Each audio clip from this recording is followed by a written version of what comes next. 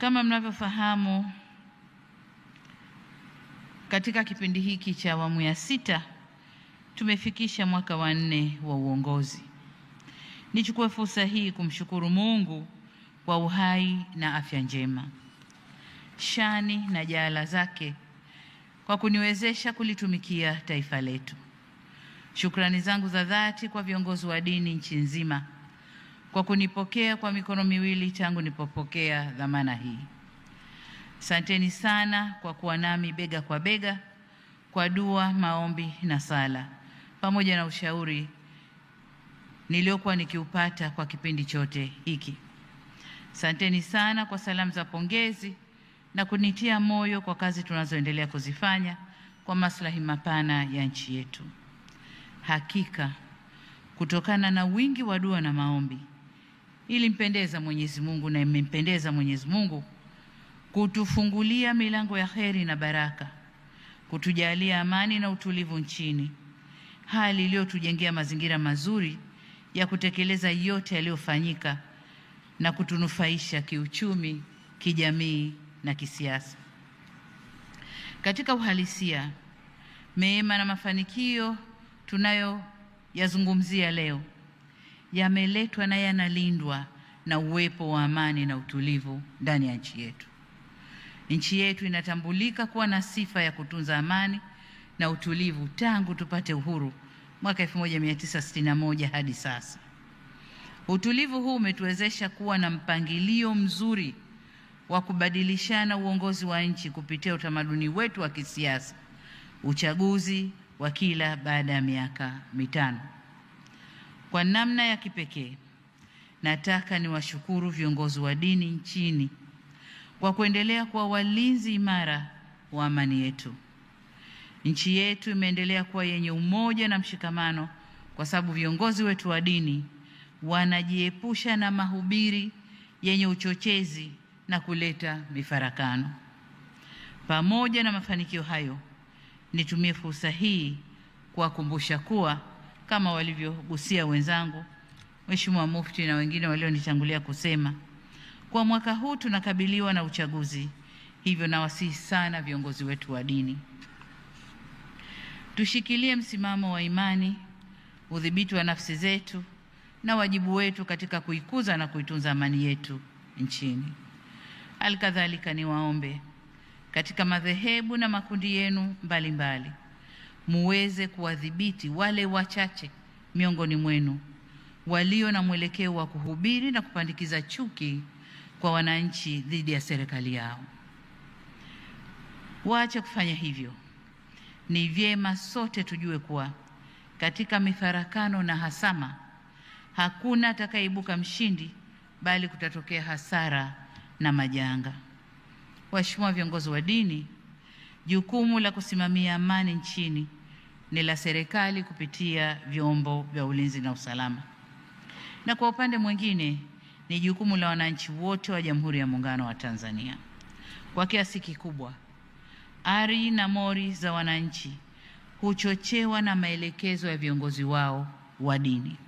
Kwa msingi huo, nimewiwa kulitupa jukumu la ulinzi wa amani na utulivu wetu nchini mikononi mwenu, waheshimiwa viongozi wa dini. Serikali kwa upande wake tasimamia na kulinda misingi ya katiba ya kuheshimu uhuru wa raia na kuabudu na kuhubiri dini, ila kamwe hatutomvumilia yoyote atakayetumia haki hii kuchochea chuki na uhasama. Tumeapa kulinda haki na utu wa kila Mtanzania, hivyo hatutosita kufanya wajibu wetu bila woga. Waswahili husema, chelea mwana kulia basi hulia yeye. Kwa nasi hatuko tayari kulia sisi na tukamwacha mwana atovuke. Mwana yoyote atakayetovuka tutashughulika naye ili kulinda wengi wasilie. Hatutafanya ajizi ya kutokushughulika na wavunjifu wa amani na wachochezi wa vurugu. Waheshimiwa viongozi wa dini, najua mnajiuliza kwa nini nimechukua muda kuweka mkazo kuhusu kulinda amani na mshikamano kwa Watanzania. Nimefanya hivi ili kutoa indhari kwa dini ibaki kwenye majukumu yake ya msingi ya kulea waumini kiroho na kimaadili kuendana na misingi ya dini zao. Ila kamwe viongozi wetu wa dini wasidandie ajenda au vishawishi vya kisiasa na kuweza kuvuruga nchi yetu. Badala yake, viriri au majukwaa ya ibada yatumike kwa ibada, yasitumike na wanasiasa kufanyia propaganda zao. Matarajio yetu ni kuwa majukwaa haya ya kidini yatafanya kazi ya kutuliza hali na kuleta amani pale wanasiasa watakapotibua utulivu ndani ya nchi yetu. Mheshimiwa Mufti na viongozi wa dini, nimepokea maoni yenu ya kusahihisha mapungufu yaliyojitokeza kwenye uchaguzi wa serikali za mitaa. Niwaahidi kuwa kama serikali tumejipanga uchaguzi huu kufanyika kwa njia ya haki kwa kusimamia misingi yote ya kanuni, sheria na desturi zote za uchaguzi. Ile falsafa ya R4 itaendelea kuwa moja ya nyenzo zetu kuu katika uchaguzi mkuu unaotukabili. Nyote ni mashahidi wa maboresho na mageuzi makubwa tuliyokushafanya, kama vile kuruhusu mikutano ya kisiasa kuendelea nchini, inaendelea huko, bunge kufanya mabadiliko ya kisheria na kufuta sharti la mgombea kupita bila kupingwa, na sasa kila mgombea wa ubunge au diwani lazima apigiwe kura. Lakini vile vile tumeanzisha tume huru ya uchaguzi iliyokuwa ikidaiwa miaka yote, tayari tumeshaianzisha.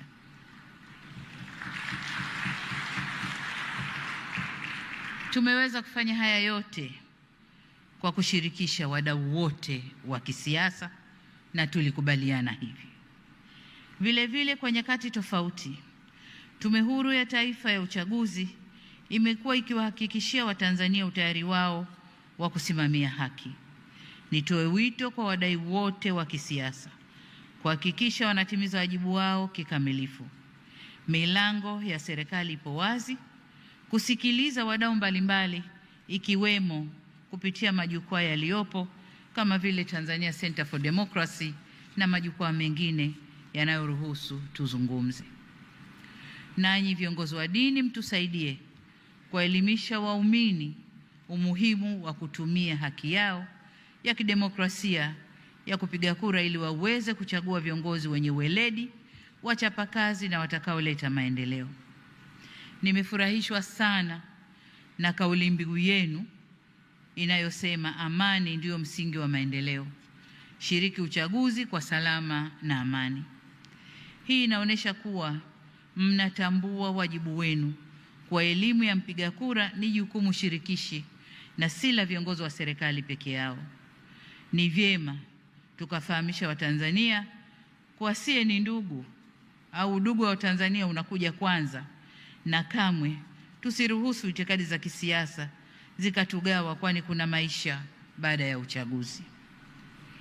Mheshimiwa Mufti na viongozi wa dini, nikupongeze wewe binafsi Mheshimiwa Mufti na watendaji wote wa BAKWATA kwa kazi kubwa na kazi nzuri ya kupeleka mahujaji kule Maka kila mwaka. Kwa miaka mingi mmeweza kuwasafirisha, kuwahudumia na kuwarejesha salama mahujaji wetu hapa nyumbani. Niwatie moyo kwa muendelee kuimarisha huduma zenu ili zivutie watu wengi zaidi kwenda kufanya hija wakiambatana na BAKWATA, au BAKWATA kubakia kuwa taasisi pendwa kwa wale wanaotaka kwenda hija. Hapa pia niziombe taasisi zenye kupeleka watu hija wawe na weledi na wasimamie kazi yao vyema. Si vyema kuwakirihisha mahujaji kutokana na kuwa na utaratibu usio na uwazi na kutokuwa wakweli kuhusu huduma kamili zinazotolewa na taasisi mbalimbali zinazopeleka mahujaji.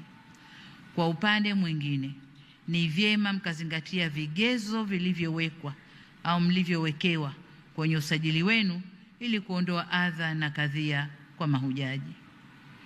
Kuhusu ombi lenu la kufunguliwa mfumo kwa wanaomba kwenda hija, niseme tumelipokea na tutalifanyia kazi.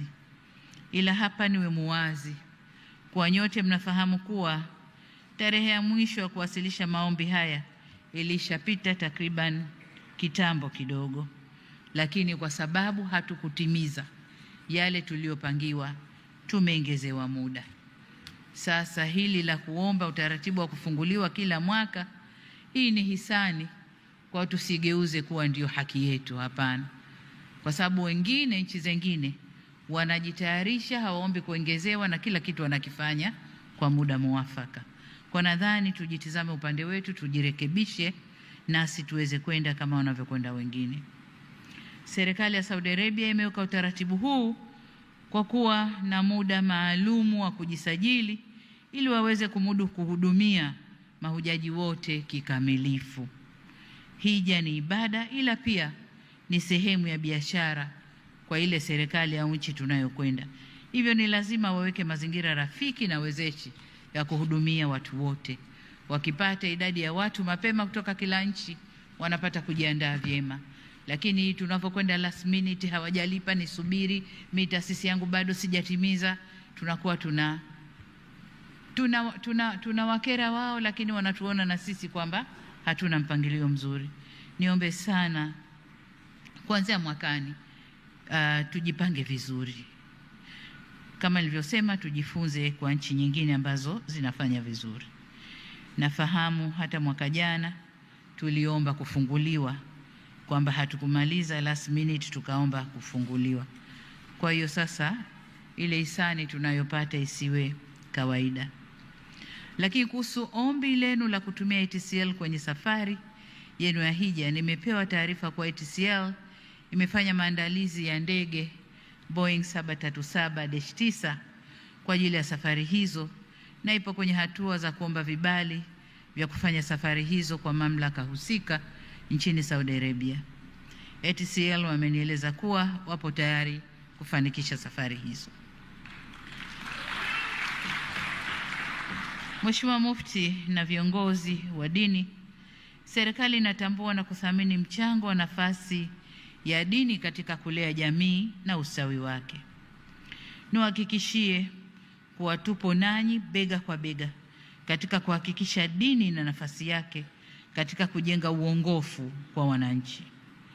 Katika mwezi huu mtukufu wa Ramadhani, jitihada kubwa imefanyika ya kutoa elimu ya dini si tu kwa watoto bali hata wakubwa. Tumeona vikao vya elimu kupitia TV mbalimbali.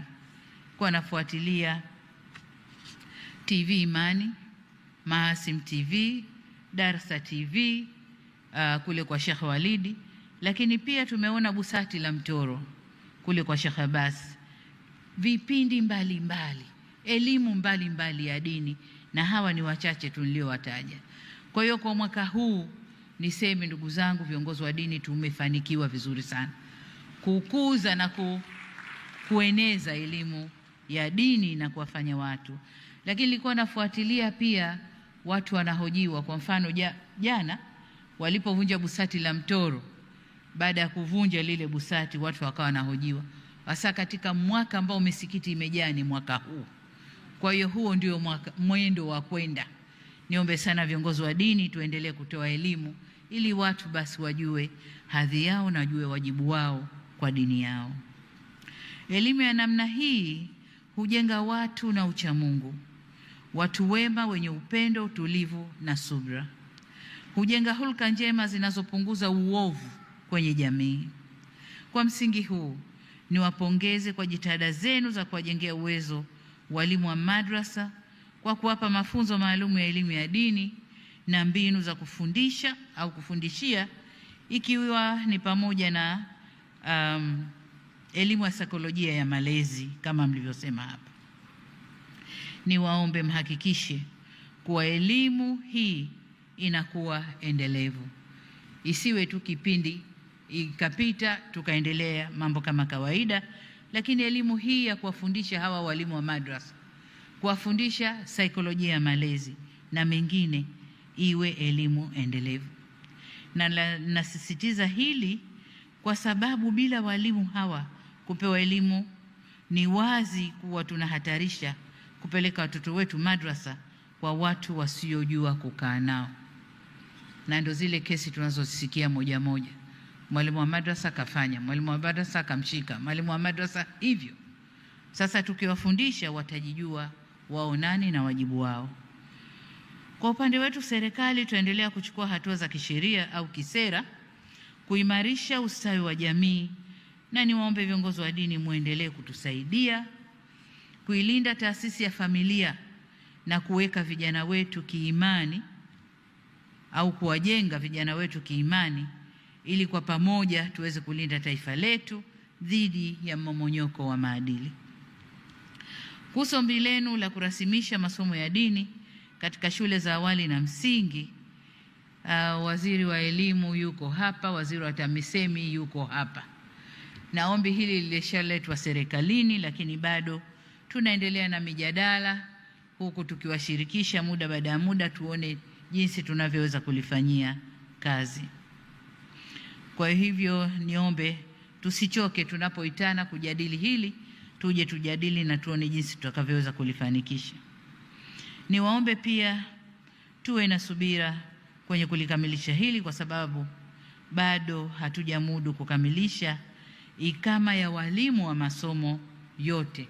Bado kila tunavyoajiri walimu bado kwa hiyo kuna mambo ya kipaumbele, walimu wa sayansi, walimu wa nini, tukijua kwamba madrasa zetu huku zinafanya kazi ya kusomesha watoto wetu. Tutaendelea kutenga bajeti ya kuajiri walimu ili tuweze kufikia uwiano unaotakiwa wa walimu kwa wanafunzi, ili hili nalo tuweze kuliingiza. Ndugu zangu, ni wasihi tuendelee kushikamana katika kujenga nchi yetu Tanzania. Kamwe tusichoke kusahihishana na kusameheana pale tunapokwazana. Pia tuweke mkazo kwenye kufanya kazi kwa bidii na weledi ili nchi yetu iweze kujitegemea kiuchumi na kijamii. Tukiangalia kwenye Surat Al-Mulk aya ya 15, Allah Subhanahu wa Ta'ala anasema yeye ndiye aliyefanya ardhi iwe nyepesi kwetu. Basi anatutaka tutembee katika pande zote na kuleta au tule riziki katika yale mambo aliyoyatengeneza, na kwake yeye ndiyo marejeo yetu. Aya hii inatufundisha kwamba wanadamu tunatakiwa kujitafutia riziki halali juu ya mgongo wa ardhi. Hivyo tusichoke kuitafuta riziki hii mpaka pale utakaporejea kwa Mwenyezi Mungu. Pia ibara 25 ya katiba yetu ya Jamhuri ya Muungano wa Tanzania inasema kazi pekee ndiyo huzaa utajiri wa mali katika jamii, na ndilo chimbuko la ustawi wa wananchi na kipimo cha utu. Na ndio maana awamu zote zilizoendesha serikali Tanzania wanakuja na slogan zenye neno kazi ndani yake. Kazi lazima ipo, kazi iendelee, hapa kazi tu, kazi ni utu, kazi ni nini. Lakini sasa hivi kupitia chama chetu tunakuja na slogan kazi na utu, tusonge mbele.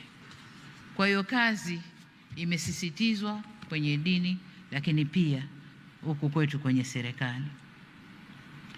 Ninapohitimisha, Mheshimiwa Mufti, waheshimiwa mashekhe, Waislamu wenzangu na wageni waalikwa, niseme leo sio siku ya maneno mengi. Hapa pengine tulitoka kule msikitini, wengine hawakuwahi kurudi nyumbani, tumekimbilia huku tusichelewe. Lakini kule nyumbani kumeandaliwa vyema na kawa halijafunguliwa bado. Kwa hiyo tupate muda tukafungue makawa. Sasa nikisema hivyo nimalizie kwa kuwataka Waislamu na Watanzania wote kwa ujumla, au kuwatakia Waislamu na Watanzania wote kwa ujumla sikukuu njema Eid al-Fitri yenye fanaka na faraja tele. Tuisherehekee kwa amani na usalama, tujilinde na tujiepushe na vitendo viovu vya uvunjifu wa amani au vinavyohatarisha usalama wetu na wananchi wetu. Baada ya kusema hayo, niwashukuru sana kwa kunisikiliza. Wabillahi taufik. Jamhuri ya Muungano wa Tanzania. Assalamu alaikum wa rahmatullahi wa barakatuh.